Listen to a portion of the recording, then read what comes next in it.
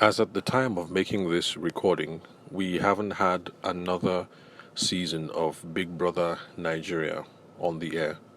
Although we have some other shows that are popping and topping the charts right now. There's Nigerian Idol. I think that's the one I've seen the most chatter about. I hear that the quality of the singing and the production value behind the show has really increased. And so that seems to be a good contender for what to keep your eye on if you're looking for good homegrown entertainment on Nigerian soil. Now, why am I bringing that up today? And what does that have to do with anything for those of us who are interested in sales and selling and who are wedding and event industry professionals? The reason why I brought that up is because I was flipping through my phone, and you know how these social media sites, especially Facebook, do that thing. They show you what you posted about a year ago and things like that. And I noticed that I made a post sometime about the previous winner, I believe, or rather one of the previous winners of Big Brother, and that is Laycon, with the interesting spelling Laycon instead of Lekan. Some nice personal branding there, I guess. Anyway, I had made some posts about him at the time he won, not business related, more personal posts, happy that the guy won. And it got me thinking that the chief winners or the chief beneficiaries of these shows, whether you look at it in terms of Big Brother Nigeria or The Idol Nigeria or X Factor UK or America's Got Talent or Britain's Got Talent or UK's Got Talent or Australia has Got Talent, the chief beneficiaries of these shows, the people who go on to make ton loads of money, real shit ton loads of money, are those who understand that you have to be responsible for selling yourself and for taking a real concerted and controlled handle on how your career is going to pan out. So the reason why I remember that today is because that is another example. If you look at Lekon, and if you look at Ebuka, and if you look at Bisola, those are we have one previous winner of the Big Brother franchise, and the other two were runner-ups. Obviously, Ebuka, I think, has been the most successful of them all, and Bisola doesn't seem to be doing too bad right now. If you have Netflix and you're into watching Nigerian movies, you can see that she's doing her own thing, and she seems to be making a name for herself as an actress. Laycom, on the other hand, he has that show on Mnet. Well, I guess he still hasn't found his mark. And so, what I'm just trying to make is that winning those shows, America's Got Talent, Big Brother Nigeria, Australia Has Got Talent, or X Factor UK, doesn't necessarily mean that you have hammered and that it is sure for you or that it is secure for you. If you're not a good salesman or saleswoman, and you're not going to put a sense of personal responsibility and focus behind how you grow your career and your business, because no matter what it is that we do, as the great philosopher Jay-Z said, I am a business. So I'm not a businessman, but I am a business. So whether you're a wedding photographer, cake maker, pyro person, MC, or whether you happen to win Big Brother Nigeria, if you don't realize that you are the business and you can't take your hand off the steering wheel and you have to go out there and sell like crazy and promote like crazy, market like crazy, whatever it is that you want to call it, because some people don't really like that term selling. So whatever it is you want to call it, hustle yourself, brand yourself, sell yourself, market yourself, whatever it is, if you don't do that, then the prize isn't guaranteed for you. It's not sure. So that's what Big Brother Nigeria has to do with the podcast for today. So it's not just about the opportunity. You have Lekon, you have Ebuka, you have Bisola.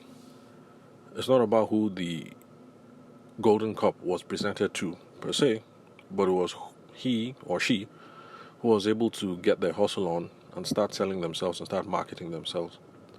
Some of you think it's a bit of a coincidence, but I've heard from a couple of people, and this is just hearsay, so don't quote me on this, but I've heard that for Ebuka, before he went into the house, like I said, this is just gist, so no one should quote me on that, that it was part of his strategy to play up the whole drinking Guinness thing while they were on the show, so that maybe he could parlay that into some branding opportunities afterwards. So, of course, if you couple that with the romantic controversies that he had in the house, I guess it wasn't. I guess it was a no-brainer, and he was able to take it up from there. And then, of course, after leaving the house, the whole thing with doing the masters in entertainment law and then all that, you can see how there has seemed to be some deliberate measure to his madness. It hasn't been random. There has been some pattern there. So, apart from the gist that we hear on the side about how he hustles and how he sells himself,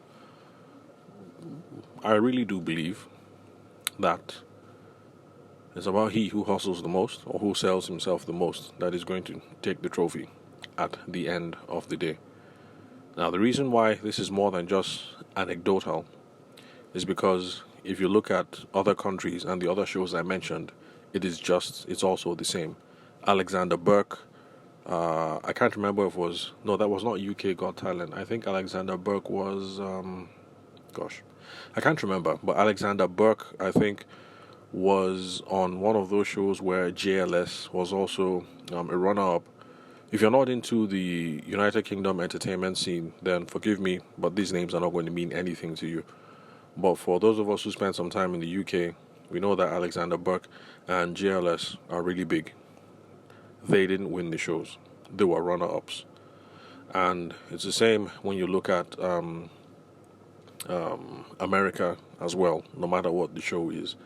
It's not the person who wins. It's not the person who is handed the golden trophy who makes the best of the situation. So, I think I have beaten around the bush enough, and I can bring it to a close. So what does Big Brother and all these shows have to do with us? It's not necessarily about the opportunity that has been presented you. You can spend all your time hustling that big wedding, and you think that, okay, this big wedding is going to make the connects and things like that. But it's not about the size of the opportunity that has been presented to you. It's about the size of the hustle behind you and the size of the drive behind you and the willingness to recognize that you have to keep selling and promoting yourself no matter what. And that's the reason why the gospel that we preach on this podcast and the ideas and the principles and the tactics that we talk about over here are always going to remain relevant and always going to come in handy no matter what it is that you do. Even if currently you're a wedding photographer and tomorrow you become an on-air personality, as I say, OAP, or you are a cake person and tomorrow you become a YouTube celebrity or something of the sort. So these principles will always come in handy. So because of that, listen, subscribe, share, and keep hanging out here on the Sales for the Nigerian Wedding Industry podcast, where we're going to keep dropping the sauce and giving those relevant tidbits that will help us excel no matter the endeavor that we're plugged into. So we might start off today as wedding and event industry professionals. Tomorrow, who knows where it is that we may end, whether in politics or other kinds of business. But these are easily learned and transferable skills that are going to be with us for a very long time and will come in handy no matter the game that we are playing or the business that we are involved in. So thank you very much for listening to the Sales for the Nigerian Wedding Industry podcast. I'm your host, Abuja-based event and wedding photographer Tavishima Ayede. Thank you for your time and attention. I will catch you guys on the next recording.